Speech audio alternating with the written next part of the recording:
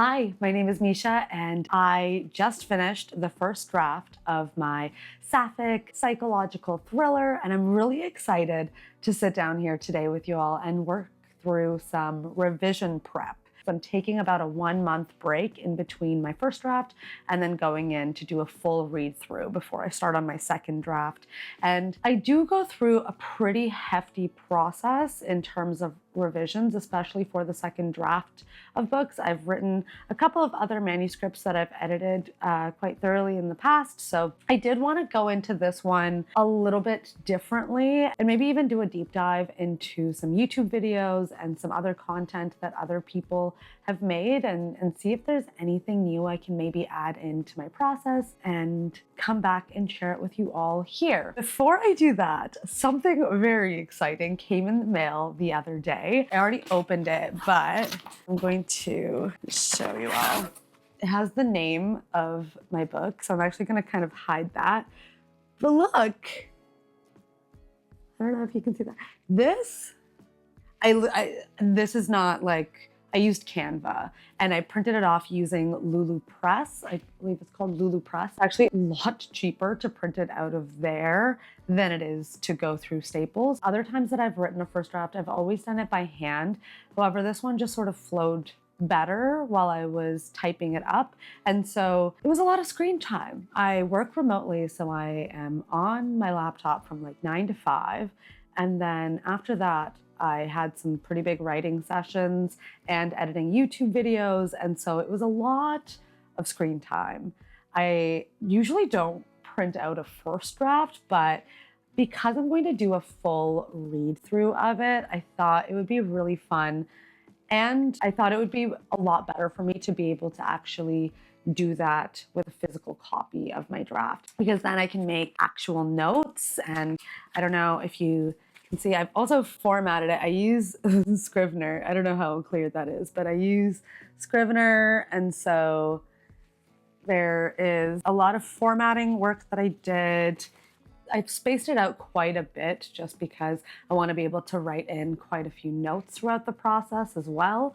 It's just easier for me to read a physical book. I don't have a Kindle or anything. I'm not good at reading on screens. Like, I just don't prefer it. It's a personal preference that I like having physical copies of books. I think it'd be really good just to kind of like go through this draft and not have to worry about being on the screen. So I will start my official read through in mid-September. But before that, I wanted to do some revision prep, and that's really exciting. It's actually been really hard for me to not go in and just immediately start reading. I think it's just so much more exciting to have a physical copy of your book. This is 381 pages. It's spaced out differently than like normal books would be.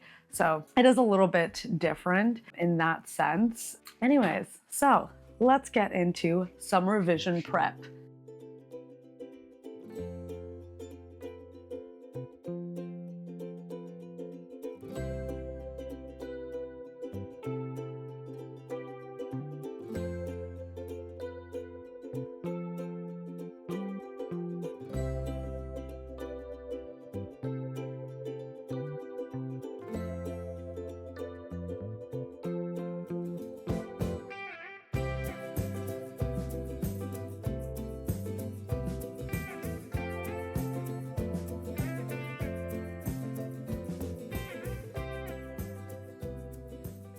Okay, we're back and we've done some digging.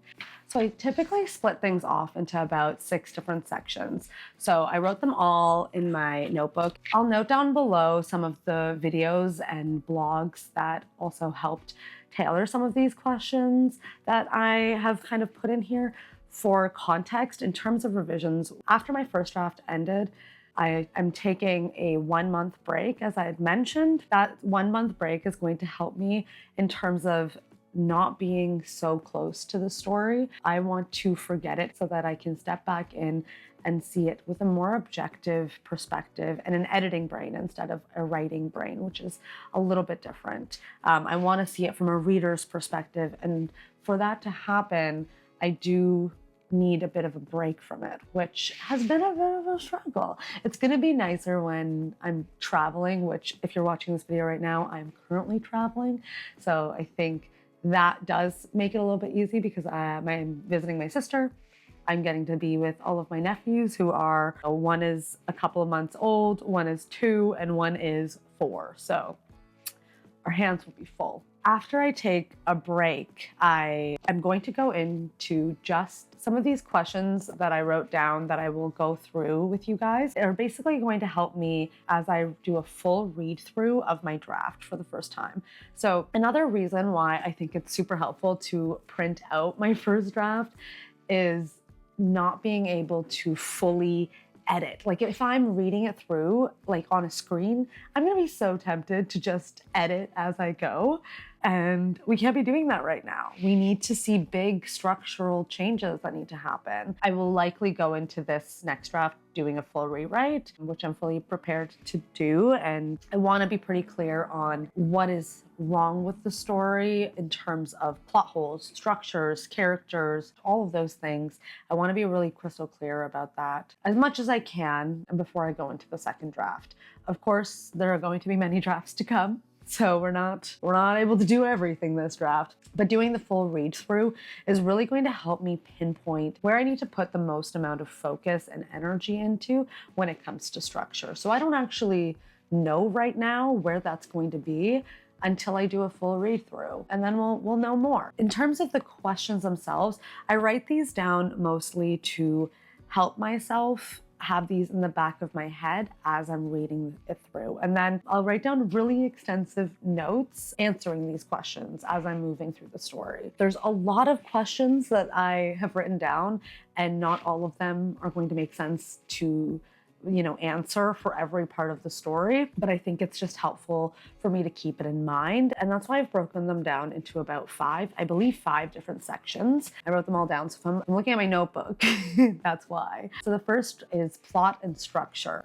So when I'm thinking through plot and structure, I'm really thinking about how the scenes flow. Do the scenes flow logically from one to another? Is the plot engaging, or am I easily losing interest in some places? Are there any plot holes? I'm sure there's going to be many. I'm sure there's going to be so many. Does each scene serve a particular purpose, or is it just a filler scene, which I'm really trying to avoid? And especially the transition scenes, I'm sure I did this. I just achingly tried to get past them so that I could get to the exciting parts. I want to make sure that each scene that I have written serves a particular role and has some sort of purpose and weight to it. A scene doesn't have to be action-packed for it to serve a particular purpose. So for example, it can advance your plot, reveal a character a little bit more. It can build towards the underlying theme of the novel. Another question I have under that is anything in the story unconvincing? And is there any key information that's actually missing? Like for example, in my head, did I know that something was going to happen the entire time, but then I randomly wrote it in but didn't actually build to it well enough? Or did someone say something and there was nothing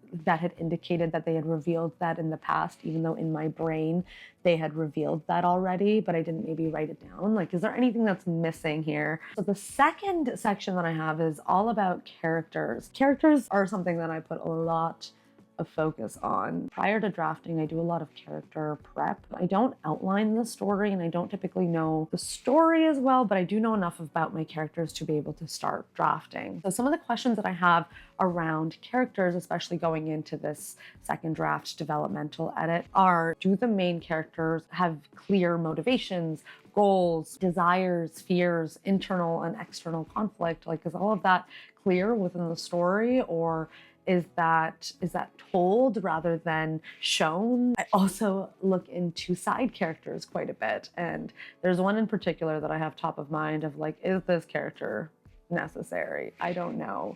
I'm gonna really know when I read the book, but do the side characters have any depth to them? Are they just here to add to the plot in some way? Is there a purpose for these characters that serves the story at the end of the day? We might have to kill off some characters. I don't know. Does each character have an arc that resolves? Whether it's positive or negative does that arc resolve for all of the main characters? Are they believable, or are they 2D or, more flat? I want to make sure that they feel like full people with strengths and weaknesses and flaws and feel very human. Something that I really look at is, would a character be able to sort of distinguish each character after reading the story all the way through dialogue, through actions? Are there any points in which the characters are doing something that isn't very believable for their own personality? Are they saying something that they wouldn't say? And then do the relationships in the story feel very dynamic? Do they evolve? Do they grow? Or are they just sort of stale? I'm definitely going to look at setting. For this one, I mostly want to see if I have forgotten about the setting. I really tried to keep this in mind because I can be so character focused that sometimes it feels like when I write, the setting just sort of fades into the background completely. And I really want to make sure that I am putting some focus on the scene and where people are. It does feel a little bit secondary to characters because characters are really my main focus of the story, and my story is very character driven as well. But I do want to, describe where they are. It's very weird. I just don't do that well in the first draft, and I really try to keep it in mind for this particular draft. I want to make sure that I did that enough, because there's a very high chance that I did not. Another section that I have is a lot about pacing and tenses specifically. So I have a lovely habit of changing tenses. And by tenses, I mean like past, present, future tense. So my book is going to be first person past tense. And I'm pretty sure in my first draft, I have switched and alternated between past and present millions of times. So I really need to check on that, because I know that I did. I know that I did that. I don't even think that I did that. I know that I did that. Is that a first round of edits fix? Probably, because I'm going to rewrite it. So I think that I'm going to be a lot more conscious about the tense that I'm using, especially because writing this draft will be a lot slower, I imagine. I don't know. We'll see. Another question that I have in this section is more about, are there any points that the writing really feels like it's out of balance? And by that, I mean there's too much reflection and not enough dialogue or action. I want to make sure there's a balance between all of those, that I'm not like writing a screenplay, and having a bunch of dialogue, or writing like an entire inner monologue. I want to make sure that the flow of it in that sense has a lot of balance. Any key turns of events or conflict, action points are all happening at the right time, that they're building up in the way that I want them to. Lastly, I'm really going to look at the themes and the messaging overall in the story. So by that, I mean, I'm going to read the book and make sure that the key message and themes of the story are very present within it. And then I'm relaying those across in a way that is digestible, that's understood. Obviously with that, I think themes and messaging can always be interpreted differently by readers, but I want to make sure that it's being told in a way that feels intentional through the lens that I want to be able to tell and explain this theme or this message. I also want to make sure that these same themes are showing up very naturally, as opposed to the reader being told them all the time. That's something I'm really going to look at as I go through my whole story. Those are some of the questions I'll be asking myself as I do my full read through, and I'll be writing down a lot of notes throughout. But afterwards, what I'm hoping to do is, I use Scrivener to type out my book, and while I was drafting it, I actually went scene by scene and just wrote in the synopsis for each scene. So I have that, and I can see the big picture view of that. I'm gonna get some note cards and write down scene by scene what happens, because it's really fun for me to be able to play and move around scenes and see if I can mess around with the structure or the order of events, if that makes sense in terms of flow, or add in more things. Having, those physical note cards and being able to move them around, I think it helps me understand and gain more clarity about the story, rather than, just looking at a screen or looking at my notes. I'm gonna try being a little bit more hands-on when it comes to this draft, but that's a little bit of my revision prep, and I'm really excited to be going into this very soon. I'm excited to also be able to share that whole process with all of you. I'm sure there's going to be a lot that I learn through this process. Already stepping away from it, I feel like I have so many ideas that I'm just not jotting down, and I'm saving them for when I revisit my story and read it all the way through, because I don't know if any of those ideas in terms of scenes or structures or elements of characters that I really want to flesh out a little bit more, if that will make sense when I actually read it and actually gain that perspective that I need to be able to start the second draft. So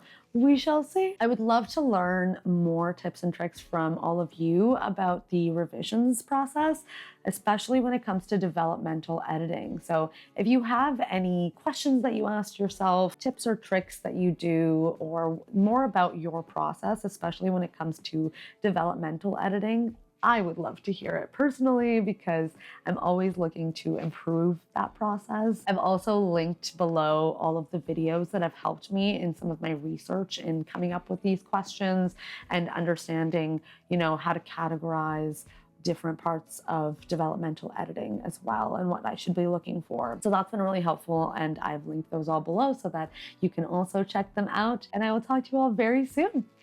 Bye.